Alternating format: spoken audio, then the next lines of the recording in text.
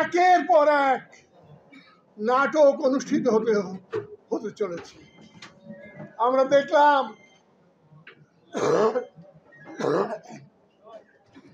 সাবেক রাষ্ট্রপতি আওয়ামী লীগের নেতা জনাব আব্দুল হামিদ, তিনি বিমানবন্দরের ইমিগ্রেশন অতিক্রম করে বিদেশে পাড়ি জমালেন এবং বাংলাদেশের সরকার এবং আইন কর্তৃপক্ষ তারা নীরব নিশ্চুপ ভূমিকা পালন করলেন। এবং আসিফ নজরুল সাহেব বলছেন এটা আমার মন্ত্রণালয়ের কাজ নয়, আবার অন্যরা বলছেন এক্ষেত্রে আমাদের কাছে নির্দেশ ছিল না, তাই আমরা তাকে আটকাতে পারি নাই। প্রকৃতপক্ষে এতক্ষণ যাবৎ আমাদের সমস্ত বক্তা যে কথাটি বলেছেন সেটা হচ্ছে এই সরকারের অভ্যন্তরে আওয়ামী প্রেতাত্মারা এখনো বসবাস করছে।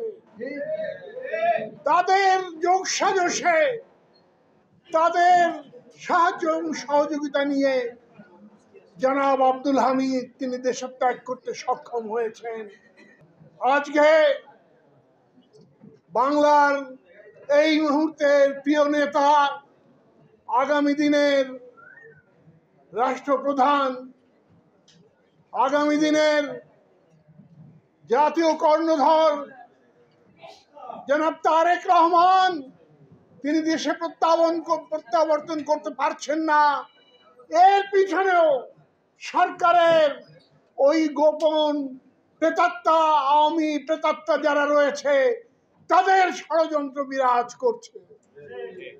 তাদের কারণেই আজ তারেক রহমান তিনি দেশে ফিরতে পারছেন না। আপনারা অনেকেই হয়তো প্রশ্ন করতে পারেন তারেক রহমান কেন আসছেন না। তিনি যথেষ্ট বিজ্ঞ এবং বুদ্ধিমান, তিনি বোঝেন, তিনি জানেন তাকে কেন্দ্র করে একটা গভীর ষড়যন্ত্রের জাল বিস্তৃত হয়েছে বাংলাদেশের রাজনীতিতে। তাকে নিশ্চিহ্ন করে দেওয়ার জন্য গোপন চক্রান্ত চলছে।